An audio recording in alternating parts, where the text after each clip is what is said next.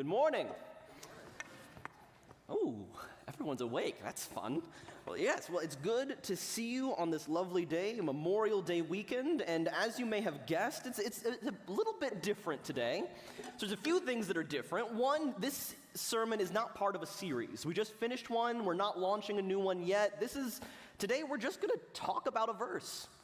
Just one verse. We're going to look at it. We're going to talk about it.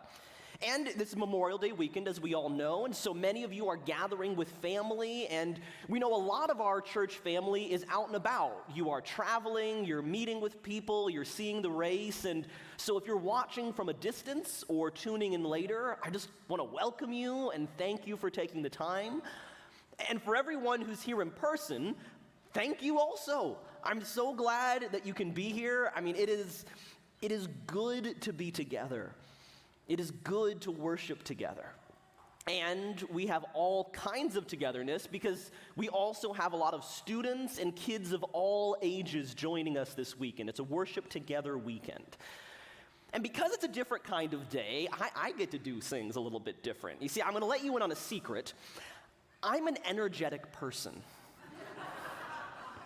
I know, big surprise. So one of the things they teach you about preaching is you're kind of supposed to plant, stay in one place, let the words have the energy, don't be moving around too much. I get to move around today. I get to wave my arms, we got props, we got toys, this is gonna be fun. And similarly, for all of you, we know normally it's kind of church tradition, or at least in this culture, to be fairly quiet during service. We don't have to this week. There's going to be some call and response, some times to be loud. If you want to be quiet, totally cool. But if you want to get loud, there's going to be some opportunities. So with all of that in mind, let's dive into our verse today. Micah 4, 3-4. The Lord will mediate between peoples and settle disputes between strong nations far away. They will hammer their swords into plowshares and their spears into pruning hooks. Nation will no longer fight against nation, nor train for war anymore. So this is part of a prophecy. It's talking about the future. And it's a prophecy that's repeated by two different prophets. One is named Isaiah, and here it's repeated by someone named Micah. So this is a popular prophecy. It's a big deal prophecy. And it's a big deal because it's talking about a time when people won't fight anymore. When there'll be peace between all peoples. And we long for that. But we got a problem with this verse right away. It says, hammer their swords into plowshares and their spears into pruning hooks. What's a plowshare? And what's a pruning hook? So we're going to take a look at that real quick. When we think of swords, we tend to think of kind of knights in shining armor, those big, long swords. And those big, long medieval swords are made of steel. It's one of the reasons they can make them so long. But in the Old Testament, they didn't have steel. For most of it, they had copper and bronze, and eventually they got iron, but most of their swords would have looked a lot more like this. You can see, not super long, and it's actually not super sharp on the ends, it's mostly pointy. And so copper and bronze and even iron, they're not as strong as steel, and the Old Testament sword was basically a long chunk of shaped bronze. And a plowshare, well, it's kind of like if you folded the point of that sword over and made it for breaking up the earth. Plowshares can look differently. It's a little tricky to figure out exactly what they might have looked like, but they probably looked something like this. You could hammer that pointy end over, and then you have this nice wide edge that you could push or drag through the earth, maybe with an ox or a tool, and it would break it up for plowing. And this is actually a huge deal. This is like cutting-edge technology of the time. But most of us aren't farmers, so it's kind of hard to appreciate how cool and important a plow is. So because of that, we're going to focus on the spears and pruning hooks today. And instead of pictures of old rusted tools, I have some models. So this is my model of an Old Testament spear. Now, they probably would have been a little bit bigger and things like that, but this is my model. And as you can see, this is very good for poking. That's what spears are good at. This is my model of a copper pruning hook. Now, the important things about pruning hooks, they may not have looked exactly like this, but it gives you the idea. This edge on the outside is not sharp. I could poke you with it all day and nothing's going to happen. I could slash you with it and you're just going to laugh at me. Well, you'll actually probably be mad or confused, but the point is that's not sharp. This inside edge is the sharp part. And the reason the inside edge is sharp is because these are made to hook around grain or crops and then cut them free so I can harvest. Or I could hook it around a grapevine and cut the grapevines free. Or I could put it on the end of a pole like this and reach up into the trees and cut fruit free. So the point is, spears are good at stabbing. Pruning hooks are not good at stabbing.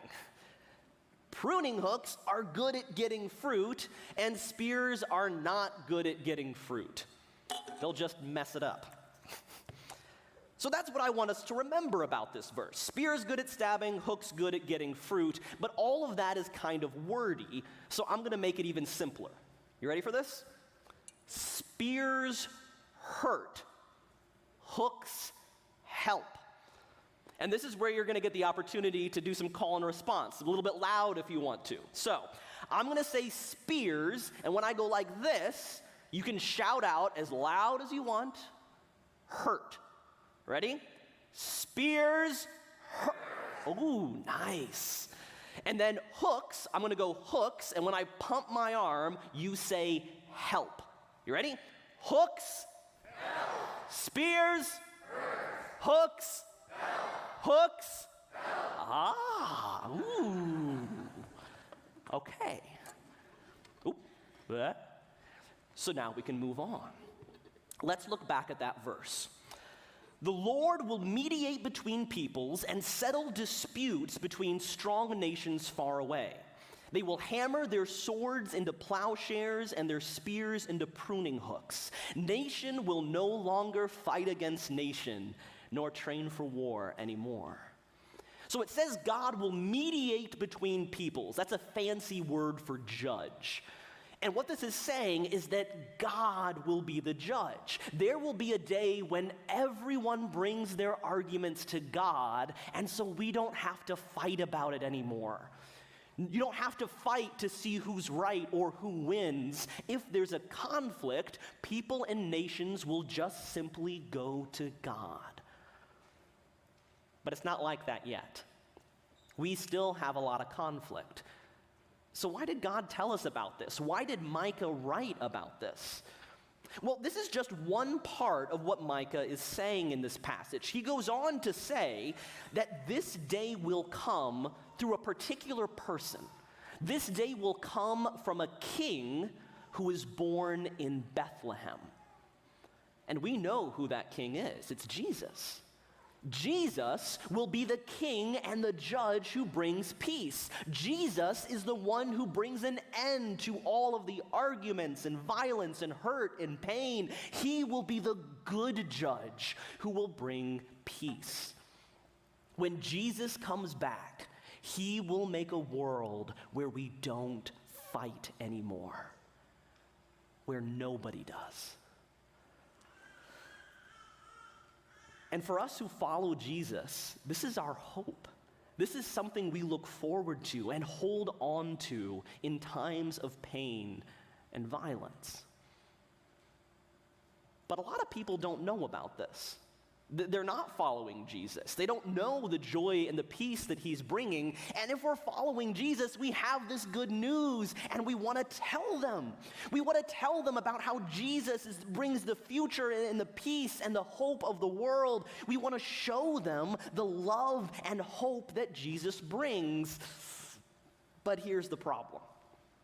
We're talking about Jesus who is full of love, and we want to tell people that Jesus brings peace. But a lot of times, we are not full of love, and we're not bringing peace. We're still fighting to get what we want in the world.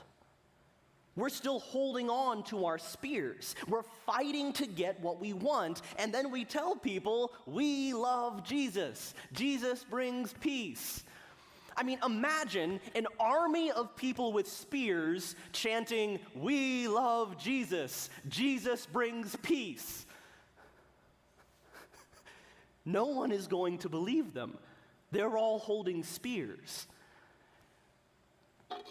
But imagine an army of people with pruning hooks, harmless, only good for helping. If they're saying that Jesus brings peace, well, people are going to pay attention. And this is our big idea. If we want to show people the love of Jesus, we have to turn our spears into hooks. If you want to show people the love of Jesus, help them. Don't hurt them.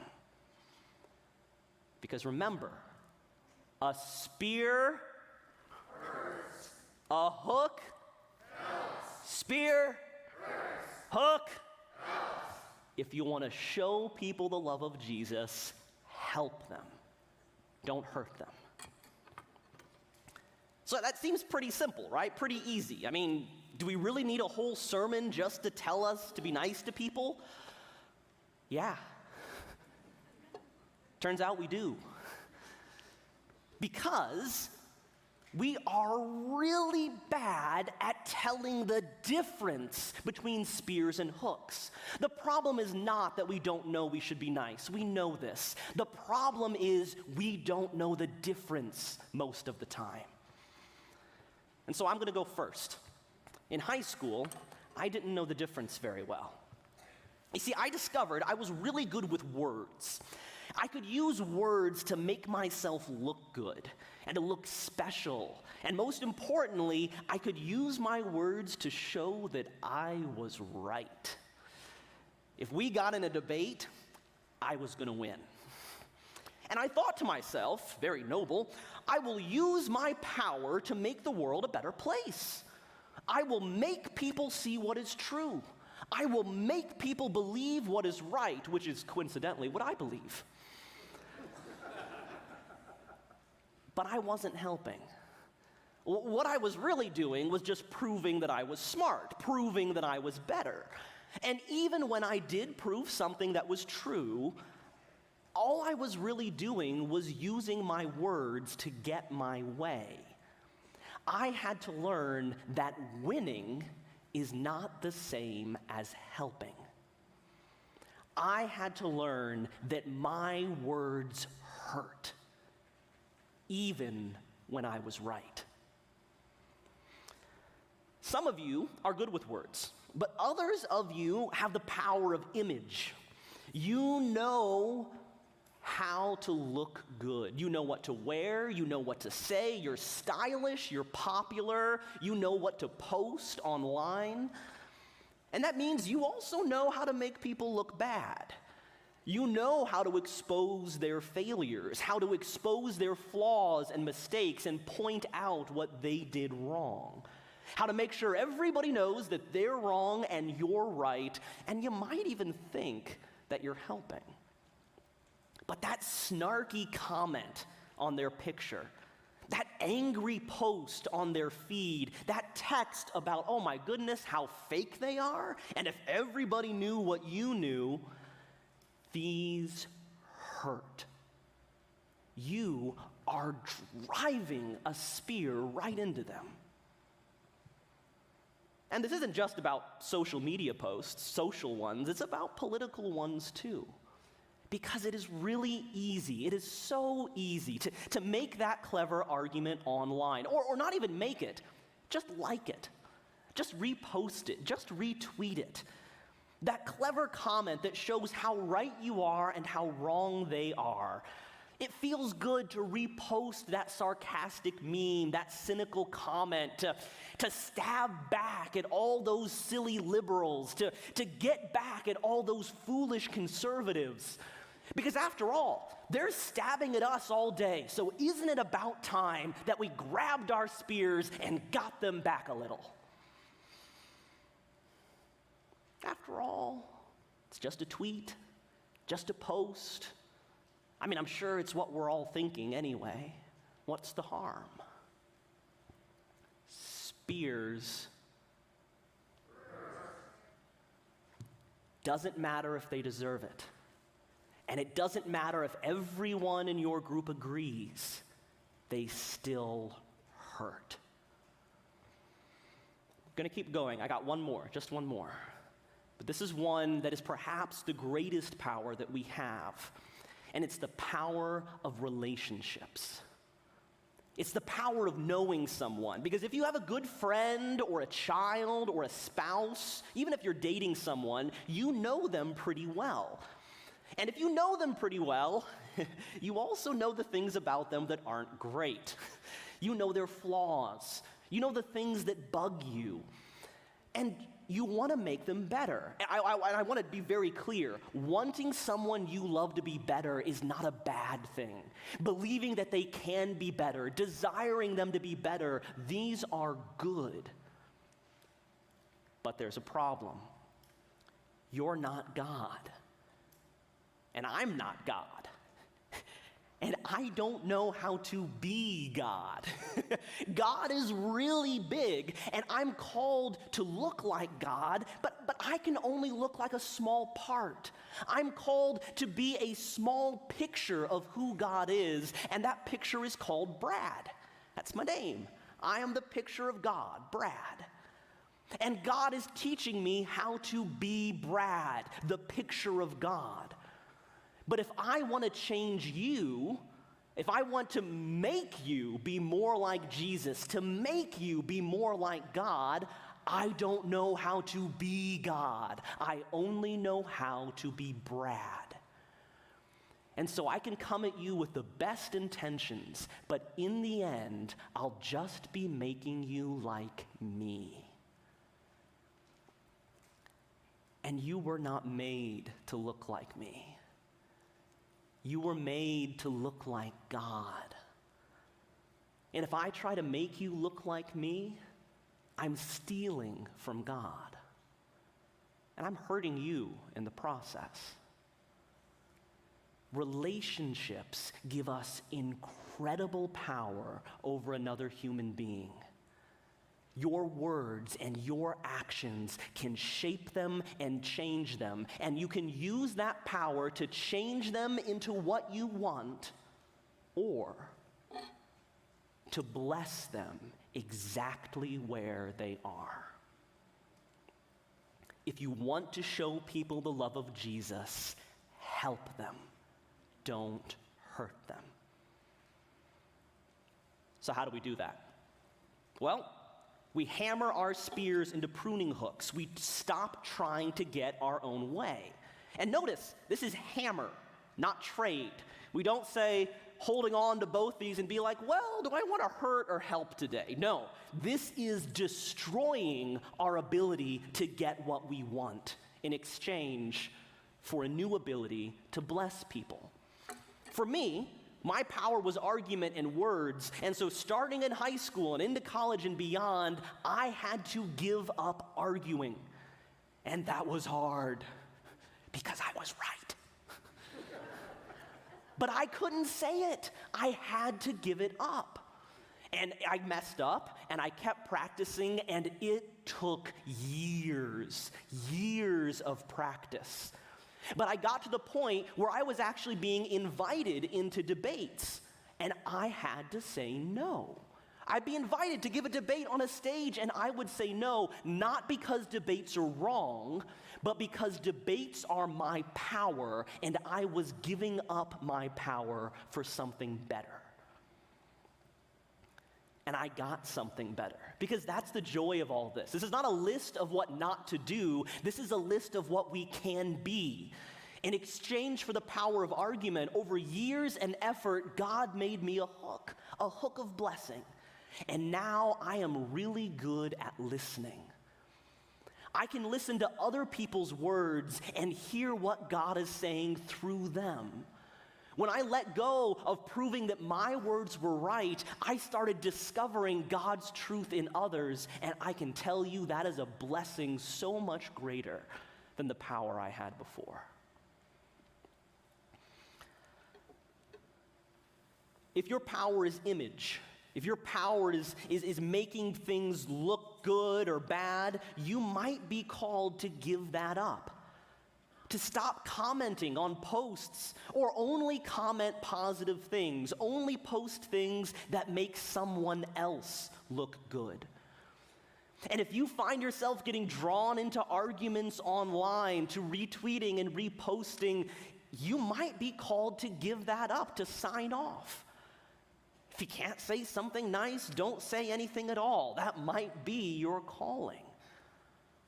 And if you commit to this, not just for a little bit, but over the long haul of years, you will discover talents and abilities and blessings you never would have dreamt of. And if you're in a relationship, if you have a child or a spouse or someone close to you, when you see an error in them, I want to challenge you to pray. And then after you pray, pray. Pray that God changes them, of course, absolutely. But also pray to give up your own need to change them. And you can pray something like this. Here's an example. God, I see this flaw in them and I want it to be fixed. But they belong to you and not to me, and I trust you. You love me even though I'm full of errors, and you forgive me for all my mistakes, and you are patient with me even though I fail you again and again. Help me to love them like you love me, with all their errors. Help me to forgive them for all their mistakes and be patient with them as they fail me. If we can do that, if we can pray that again and again and again, then we can come to God and pray, God, show me my role in their healing. Show me what to say or not to say, to do or not to do. Tell me if I'm front and center in this fix or if I have nothing to do with it. Because whatever you tell me, I am ready to do. And if we can do that, we will look like Jesus. That is how Jesus operated. And we will bless the world in a way that nobody is ready for and everybody is waiting for. If you want to show people the love of Jesus, help them. Don't hurt them. This is not passive. This is not weak. This is power. But it's power that is used to help. And I want to show you what this looks like. Instead of me carrying this spear, instead of using it to get what I want and using it to shape the world in my image, I have to bring it to the anvil. And this is what it looks like to give up what we want in the world. And to stop trying to control people. And to stop trying to look good and to sound good and to get what we want and always be winning. To stop making people into our image. And instead, we start listening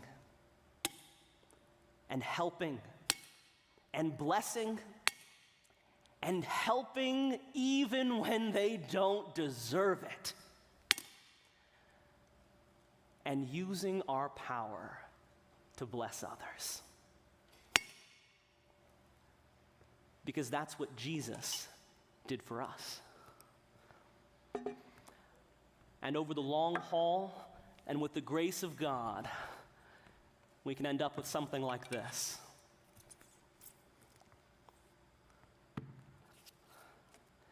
If we want to be a church that shows fishers what Jesus looks like, it is time to hammer our spears into pruning hooks, to turn our power into their blessing, and to give up everything we deserve in exchange for what they need. A spear, a hook, this church,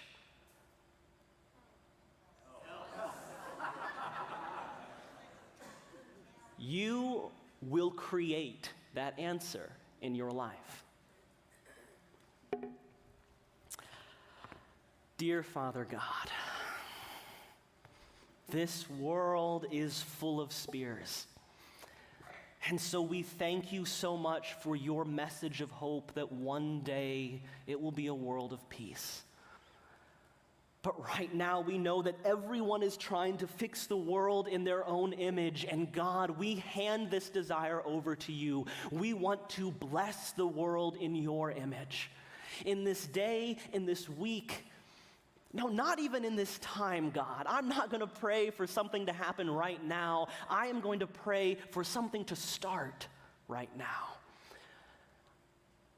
This is a long road, God, and we know this. I pray that the seed of this desire, that the seed of this sacrifice will be planted in each and every one of our hearts. And that in your way, at your pace, and in your design, this seed will grow in each and every one of us. That is my desire. But your will be done. Thank you. Amen.